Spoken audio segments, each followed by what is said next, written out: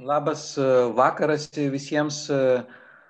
Ačiū, kad atėjote, bent jau virtualiai ir žiūrėjote Maximo Shvedo filmą Grynas menas.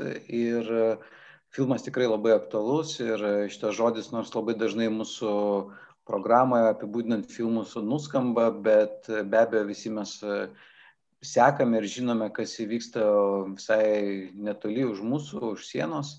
Taip kad turėsime tokią unikalią progą pasikalbėti su filmo režisieriumi. Ir kaip jau matote, galite visą laiką užduoti klausimus, aš juos perskaitysiu. Galite užduoti lietuvių, rusų, anglų kalbomis, aš persakysiu režisieriui ir tokiu būdu galėsime visi padiskutuoti ir pasikalbėti ne tik apie filmą, bet be abejo ir apie Baltarusiją. Dabar mes pereisime į anglų kalbą. So now I'm going to switch to English and thanks Maxim for participating with your film and here with us this Friday evening.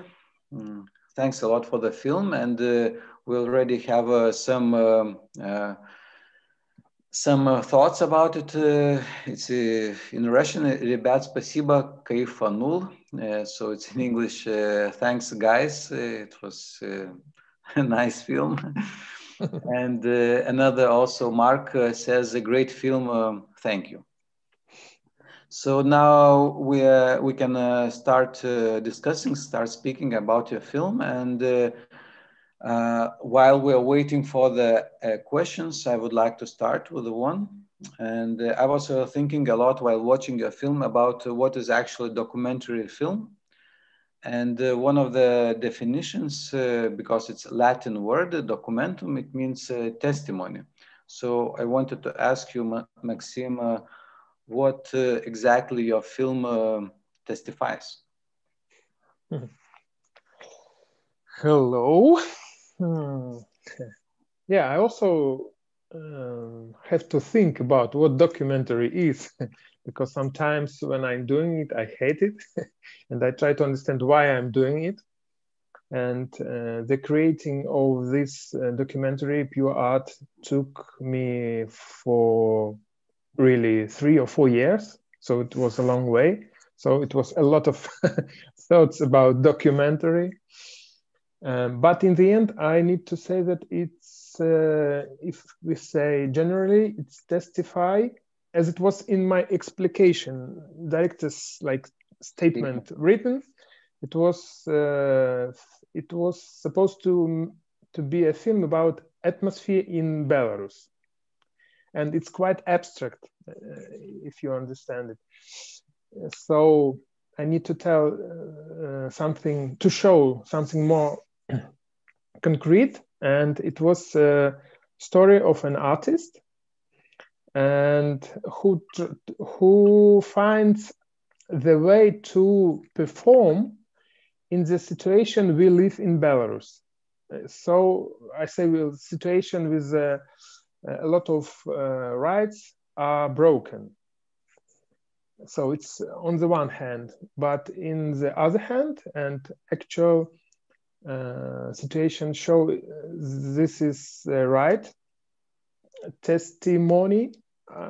It's about our right to use the walls as a media, and it can be both kind of vandalism or some beautiful piece of art like graffiti, but any way of expressing yourself using the walls, using the city.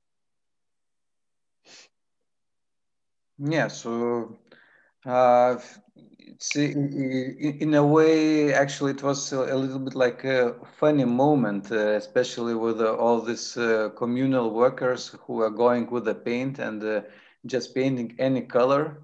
And then Zahar Kudin, the artist who is your main leading character in the film, he takes it as an object to paint, which was, this performative moment which you spoke about.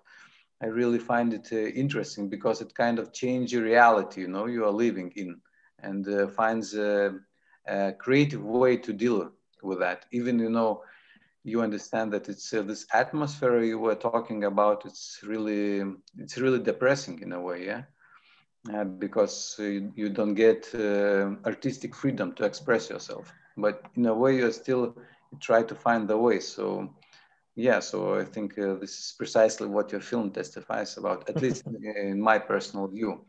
But we have already a few questions, so I will read them out. The first question is by Lina. She asks, how difficult was it to select the conversations with people to go to a movie? There must have been quite many of them. So yeah. As I understood, the question is about how many conversation was, and was it difficult to choose? Yeah, how did you choose? Yeah, because it was quite a difficult decisions because the editing period took a year, and it was even more difficult because the editor was Polish one, so he had to understand what he is editing. So first of all, I watched all the material and choose the one to use for interpretation. So interpreter have to write all the conversations. So it's like it took like 30 hours of this conversation, and then we try to choose the one which is more natural, when people behave natural, and from this we choose the conversations which was about the topic, the atmosphere which we want to show in our film. So it was quite difficult but quite creative part of the work. And the editor, Piotr Bodak, he was really engaged in this job. He liked to hear, to see what people are talking, to know, to feel this country which is near, but you don't know a lot of it. Yeah, there is this language difference, even Polish and Belarus language are in the same family. It's not the same goes for Lithuanian. Even when we speak, people usually think that we are speaking in Russian, which is of course not. Well, it's a different topic. Let's stick to film. So there is another question, and also Lena asked, how did you choose the places to film? And was there some specific intentional ideas about these places?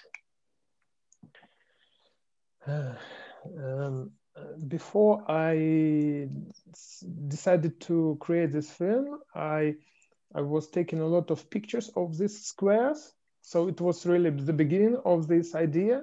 I saw a lot of these colorful squares on the walls, and for me it was interesting, like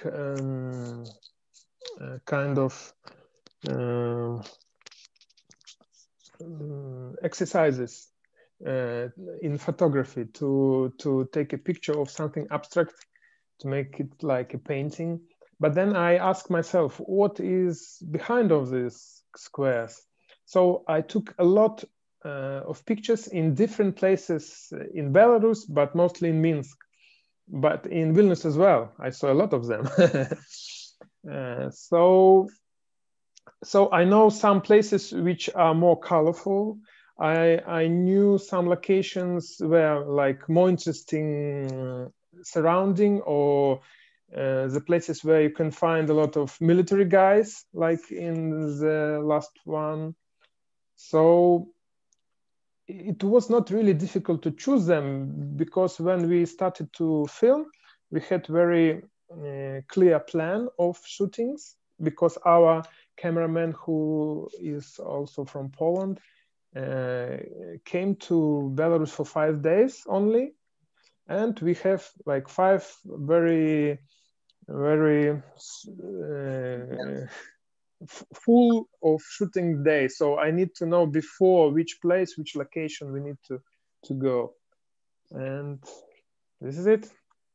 Okay. So, how long has this artist, so I think Lina means Zahar Kudin, been doing these works of art? And of course, maybe not everyone knows, and I myself, I didn't know when I was watching the film that unfortunately Zahar is not among us anymore. So yeah, so just can you tell more about Zahar's work and about his personality? It's actually took not much time for him to create this. It was one day when he created even 2 paintings in one day. But as we are team, we have to work like together. So he knows what day he's going to paint in which location, and it was 25 shooting days, but they was like they were lasting for 4 months. So we started in June and finished in November, more than 4 months. But it's really, for him, it was like one day for one painting, or in one day he make 2 of them.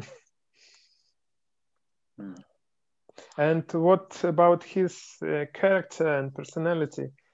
He is really interesting character because first I had an idea of the film, and then I had a character of the film. So it was not like I found or met Zahar and I thought that I'm going to make this film. I invited him when we already had the money from Polish Film Institute. So it was kind of casting, if I can say it, for the documentary. But when I showed him, he was not the first one whom I decided to shoot. So when I showed him to my art curator, he said, "Oh, he is very good. First of all, he smokes." And then when my cameraman saw him, he said, "Oh, he has a character. You will have a lot of problems with him, but it's good."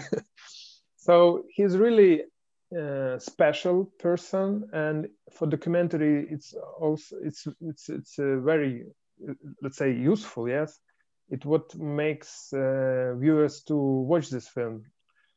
You try to understand behavior, motivation, character, and I think Zahar is still quite not open in this film, not opened to the end. You still don't know what he really thinks and why. He, as I say in Russian, I don't know, it's difficult to translate it. He is a total художник головного мозга. So it's like artist till the end of his brain. And he wanted to talk only about art. And when we started to shoot, I said, it's film not about you, it's film about Belarus. I want to show through the point of the artist, of you, but Belarus. He said, yes, I understand, man, it's okay. But then when we started to shoot, he wanted to speak, it's only about art, artist, painting, feedback of people. He wanted to know just, is it interesting, what feelings they have, not about any social issues or politics or stuff like that, which we really wanted to show a little bit. And the end of this story is quite frightful as for me. I didn't know that it's really possible, though he was talking some time about it, but he committed suicide. And it's a real tragedy for me, as I lost my character and my friend, but it's a real tragedy even for Belarus culture, because he was a really bright person, very special, not nice sometimes, but really, really bright. And it's difficult to find someone who can be the same, or who can take this place. So, but as for me, I now after working with him and being his friend, I know a little bit. I think I know how real genius think, or what kind of character or what point of view they have, because Zahar was really like from the other planet for me.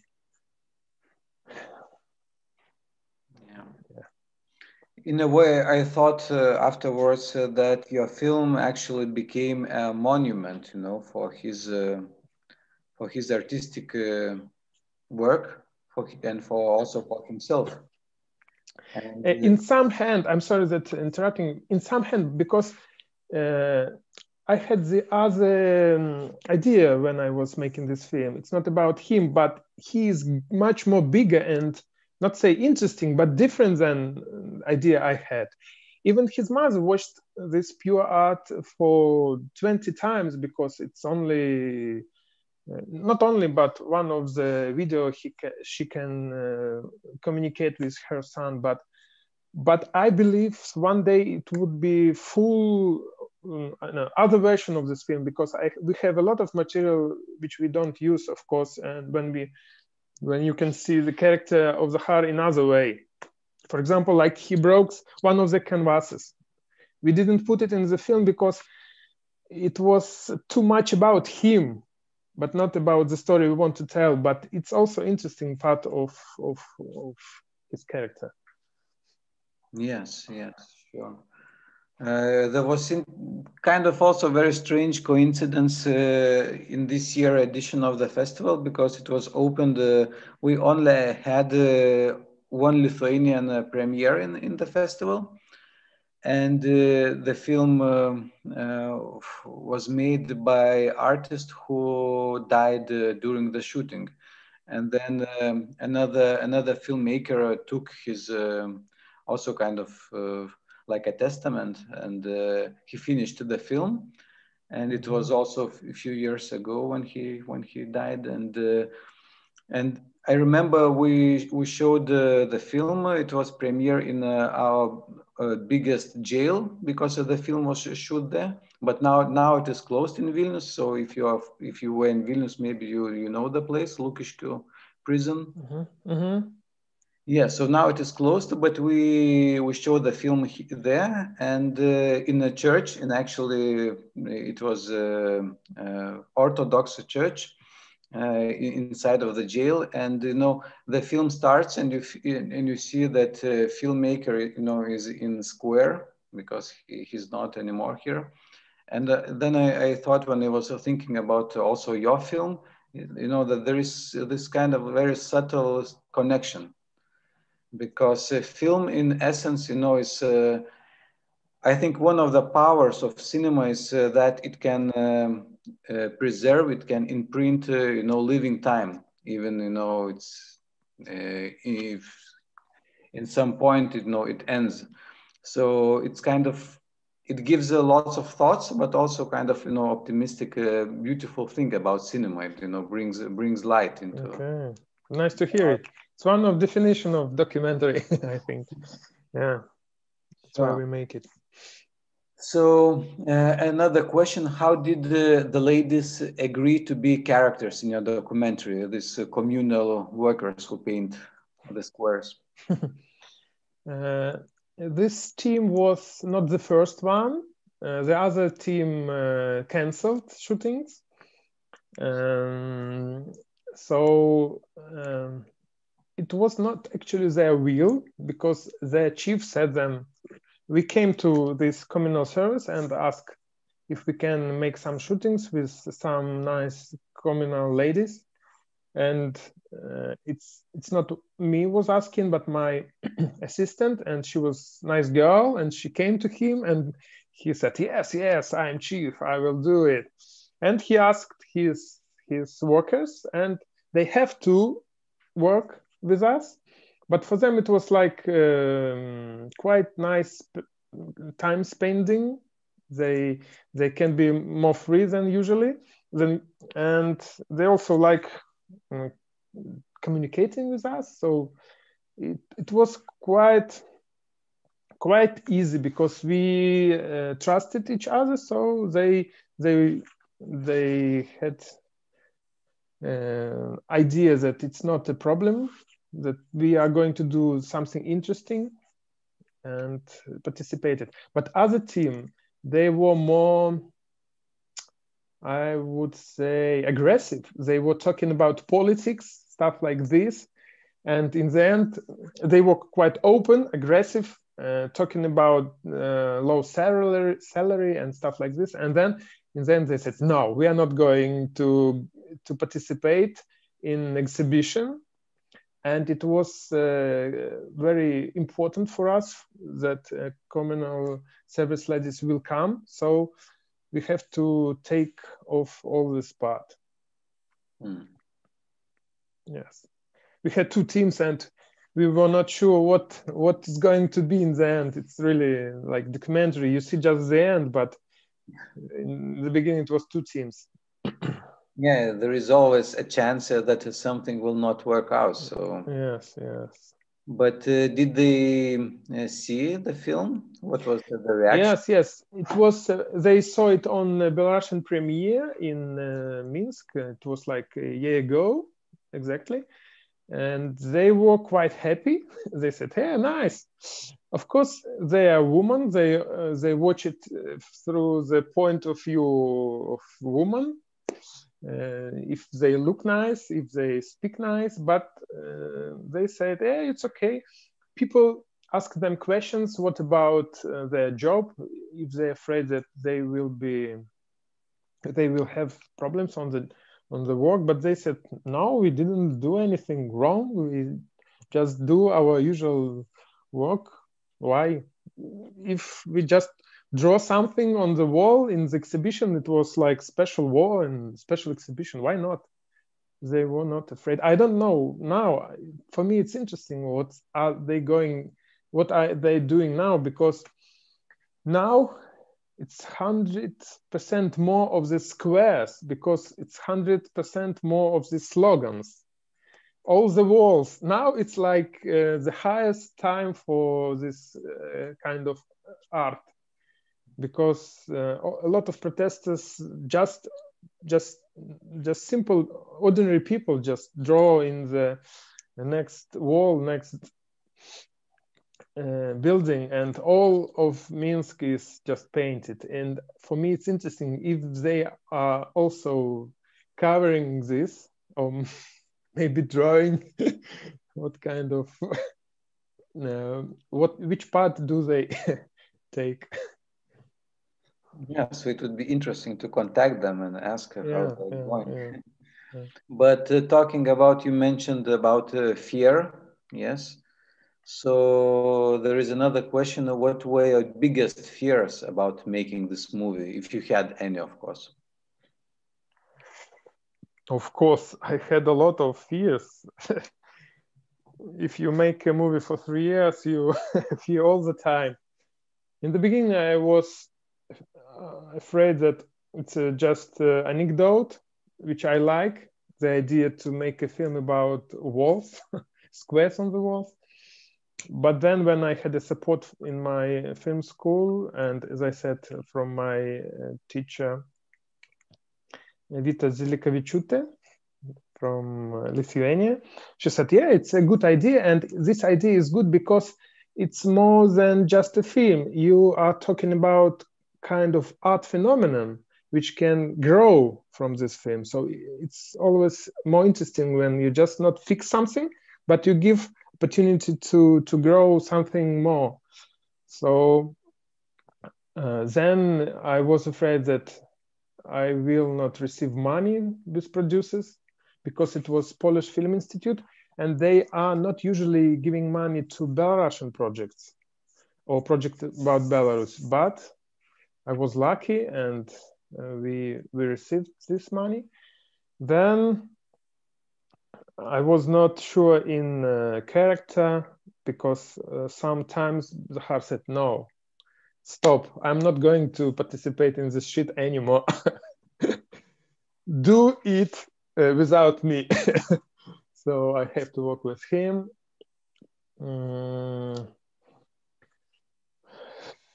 every shooting days you have a lot, you have to fight with some fears that you are not confident with yourself.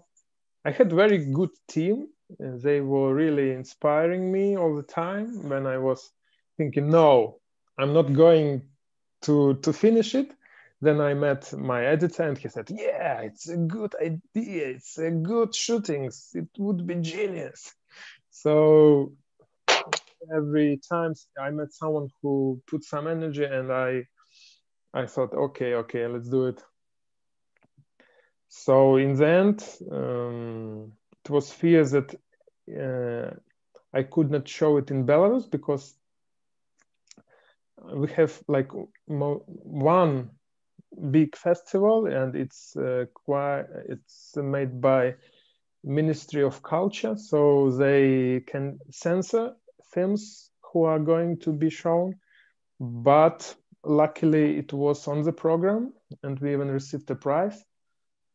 So it was a lot of fears, but when you do it for 2 years, then you have to do it even more. Yeah. You can't stop. There were some scenes where you were running actually from police, and throughout the film you encounter police and people with the plain clothes without they take out their document and they say that I am this and that. So you always interacted with these people. So what did you think about at the moment that maybe they will get like fines or even get to jail? No, that moment you saw in the film when we are standing with Zahar and talking about squares on the advertisement stand, and this man from KGB on some military service came to us. In that moment, it was like our first shooting day. Even it was not like a shooting period; it was pre-shooting period. So we're just testing the idea if people will come to artists and ask some questions, if they will not fear. So we just was testing our team, our idea. And I was just afraid that this idea sucks, nothing works, and that Zahar will not trust to us because he just saw us, most of us, like first time, and he was not sure if we are really making a film or just some crazy guys who pretending filmmakers. So I was afraid that this idea doesn't work, and producers say, no, we are not going to do it. So I was going to even kill this man if it needs for shootings, because for me, the most important part and even most important day was this shooting day. I have to show that it works and we are a good team, and he actually saved us because he makes some drama. So I have to show that, yes, we have this atmosphere, we create something. So I'm kind of grateful to this guy. And he was really very, I should say, not like natural, but typical, yeah? When you see him, even when he doesn't speak, and the way he speaks, you see all this type of the people. So I like him. I'm very grateful he is. And the other guy, in the end, at that moment, I was sure that the film already happened, that nothing will ruin it. So I was not afraid to came to the jail. It was not as frightful. It was just more they trying to test you, how hard you are, what are you doing, or just to show that they are cool. But it was not about prison. Now it's much more dangerous. In that time, it was like more confusing situation. Yeah, this is what is actually very strange. We're talking and kind of making fun, and it's smiling, and laughing, and on the other hand, you understand that like it's so dangerous outside, you know, you can, and as far as you know, you also in the beginning of the protest after the election, you also, you were picked by authority and sent to jail. Yes, I was shooting another film about pre-electional period. It's going to be premiered tomorrow. no, Sunday.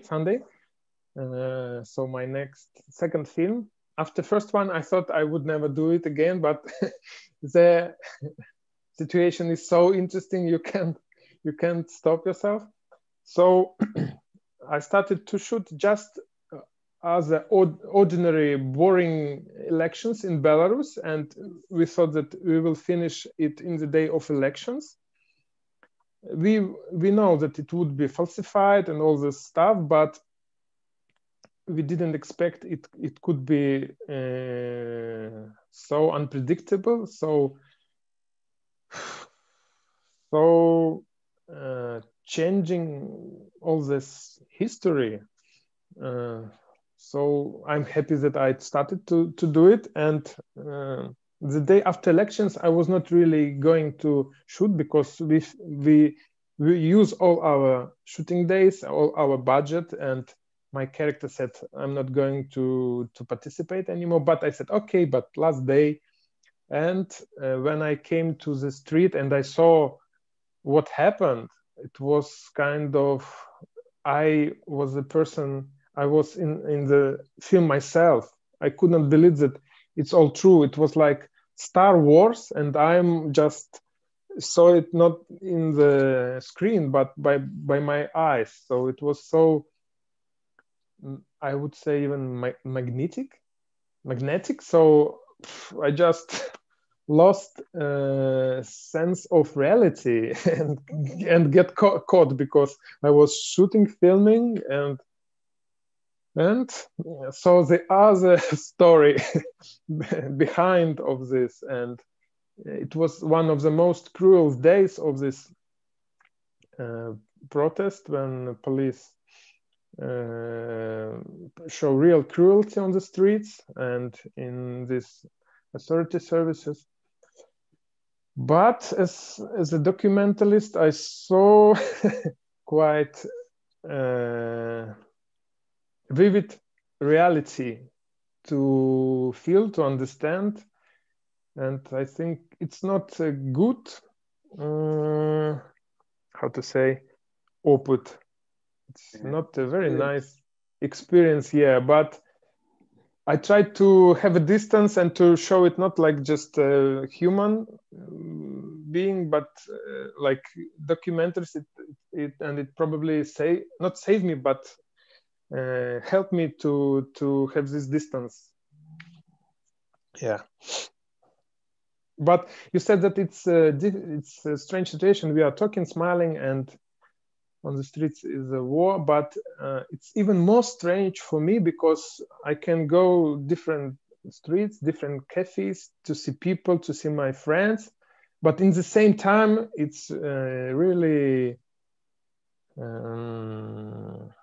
kind of war situation, but this war is completely different the war we expect or we saw or we can imagine.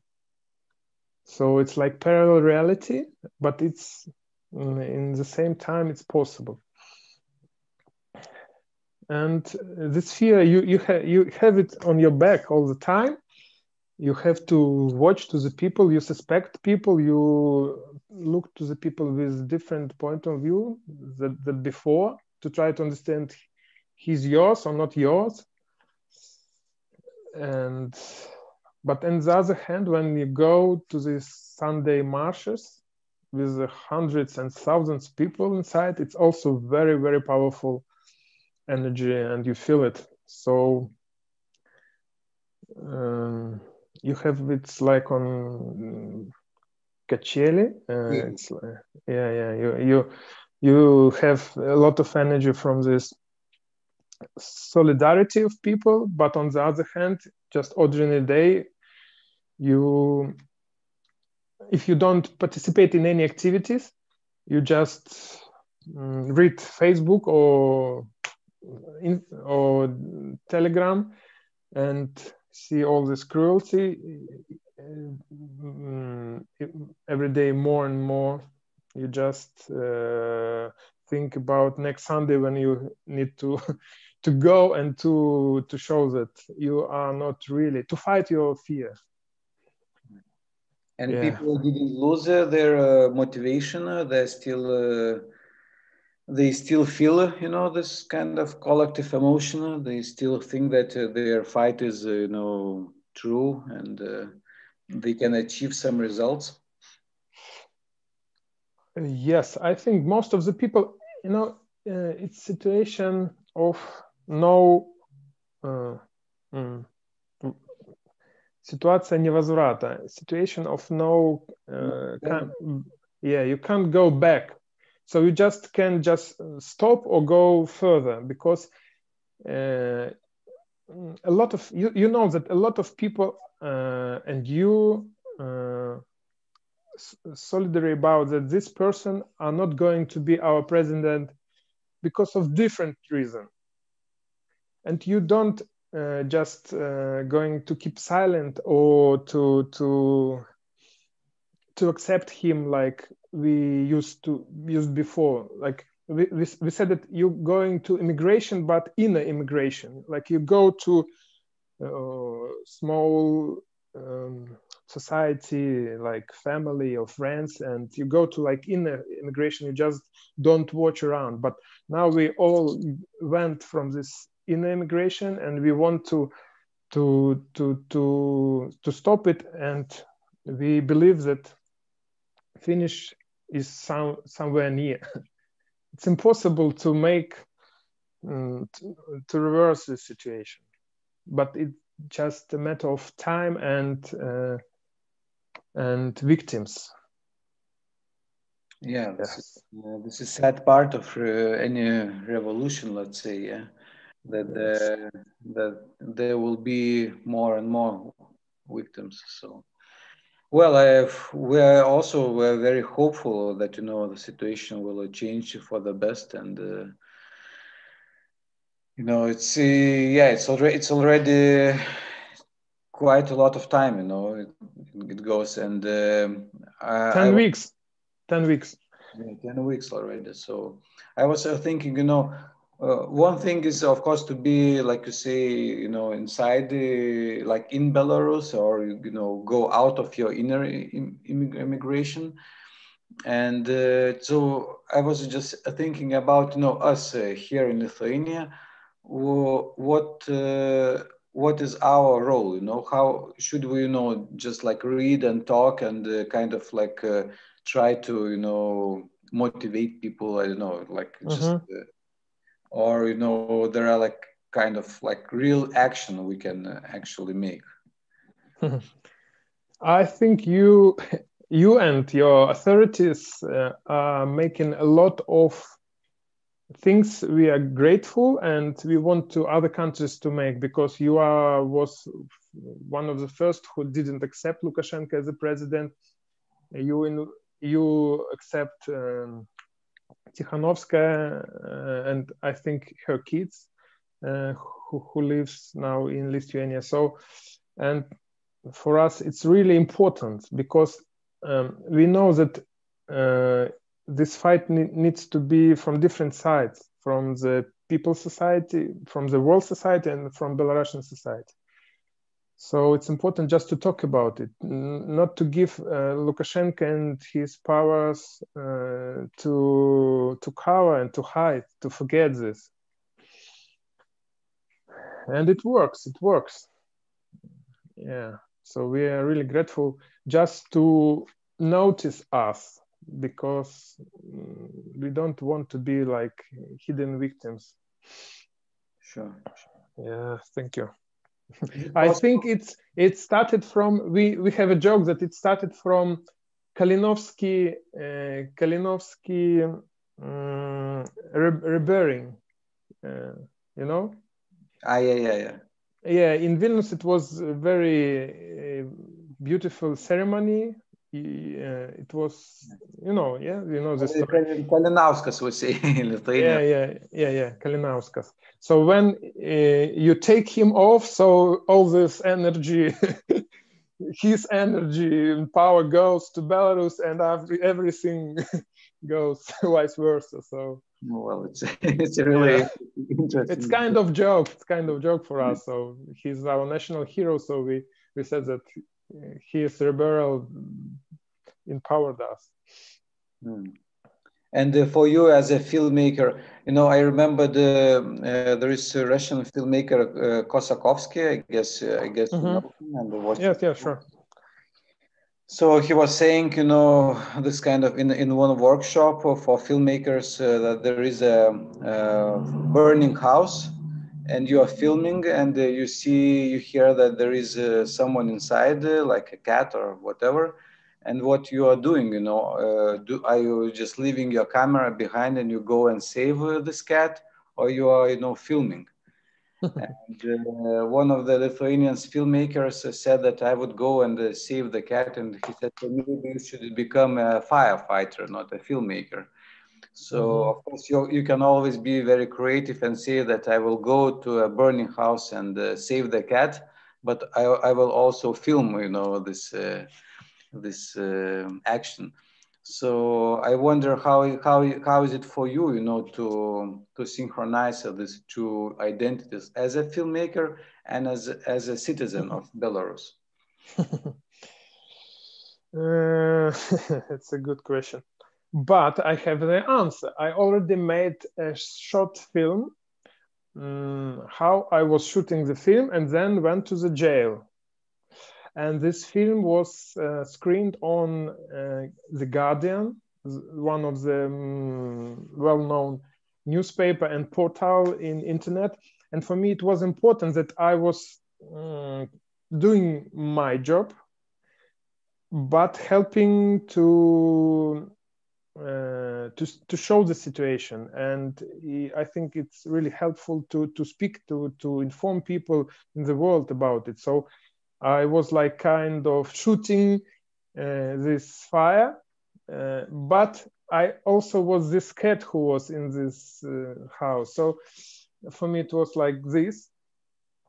But you never know how you really will behave. But I think it's really important to fix this time. It's not only because to inform people, but just to later on to a little bit have distance and think about it, to reflect about it. So even I have to save the cat, I will film, because that's what I have to. It's my like судьба. Destiny, yes. Sometimes I'm not happy about it, but when I see that it works, that people know about situation, that they watch this movie on Guardian, they write about Belarus, so I think it's worth of doing it.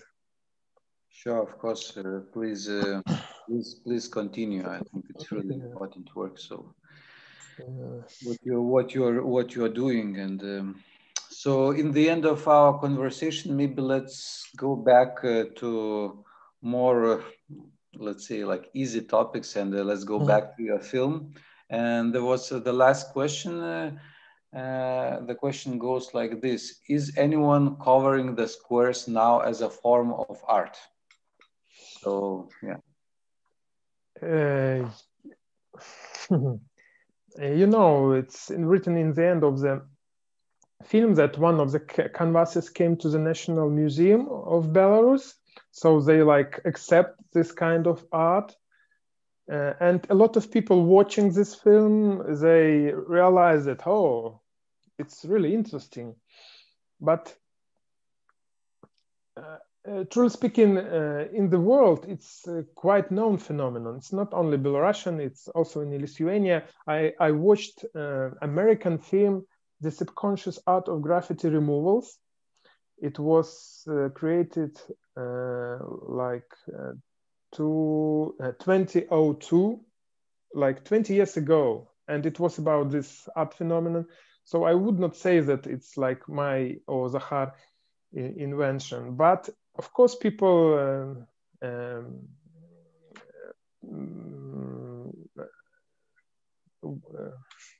pay attention much more than before.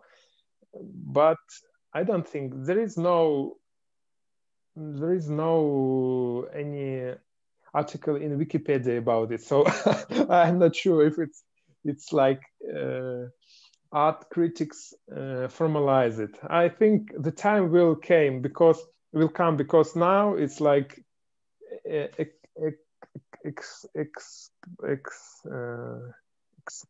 explosion of this kind of art. So maybe next year we need to catalogize it, and yes, and we will have it.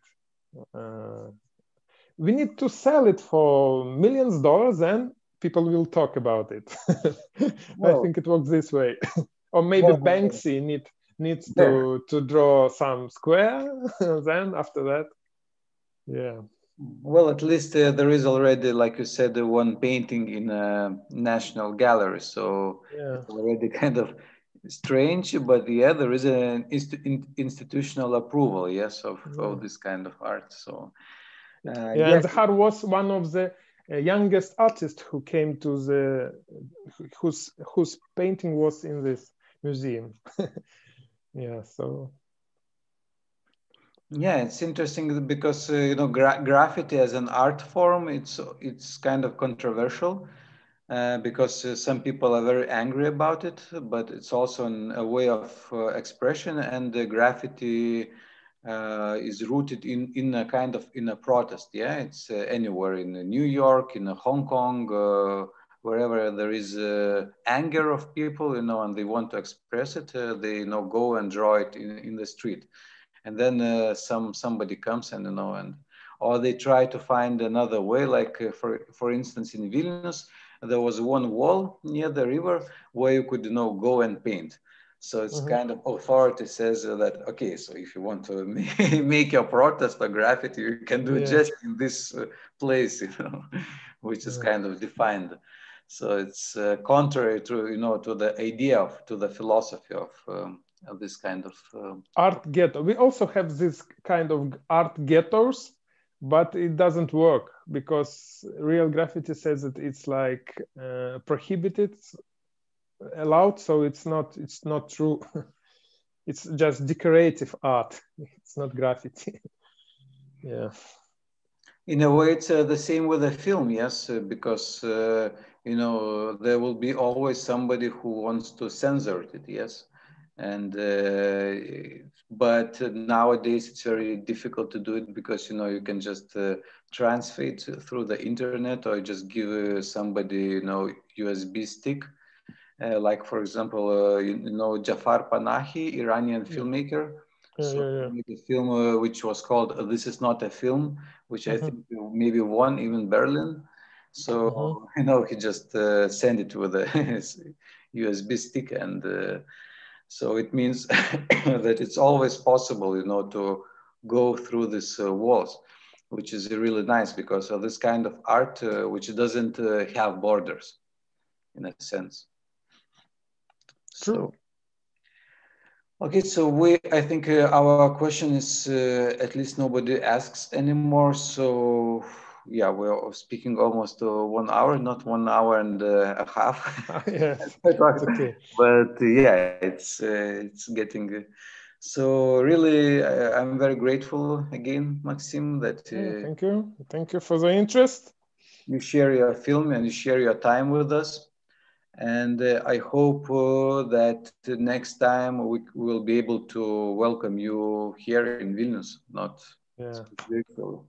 So let's hope. It's a great pleasure.